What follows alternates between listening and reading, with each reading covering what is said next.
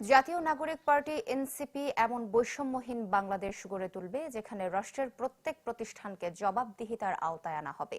সকালে দক্ষিণ চট্টগ্রামে পথসভার শুরুতে কর্ণফুলী মাইজার টেকে এক সভায় এ কথা বলেন দলটির মুখ্য সংগঠক হাসনাত আব্দুল্লাহ। তিনি আরো বলেন, নতুন প্রজন্মের বাংলাদেশে প্রশাসন ও আইনশৃঙ্খলা বাহিনীকে কেউ লাঠিয়াল হিসেবে ব্যবহার করতে পারবে না। জনগণের কাতারে নেমে তাদের একসাথে দেশ বিনির্মাণে কাজ করতে হবে বলেও জানান তিনি। এছাড়াও অন্তর্বর্তী সরকারের কাছে বিচার সংস্কার ও নির্বিচারের রোডম্যাপ ঘোষণারও আহ্বান জানান হাসনাত আব্দুল্লাহ।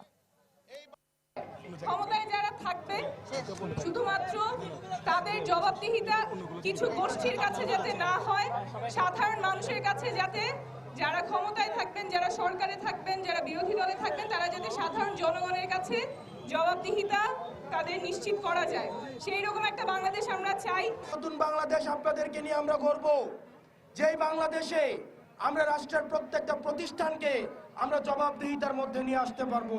আমরা এমন একটা বাংলাদেশ গড়তে চাই যে বাংলাদেশে ওসিকে এবং ইউনিকে দাঁড় করিয়ে সাক্ষ্য রেখে কোনো মিডনাইট ইলেকশন প্রচলিত হবে না। আমাদের সরকারি কর্মকর্তা এবং কর্মচারী যে ভাইরা রয়েছেন, আমরা আপনাদেরকে আহ্বান জানাবো, আপনারা কোনো সরকারের দলীয় লাঠিয়াল বাহিনী হিসেবে আর নিজেরা কাজ করেন না।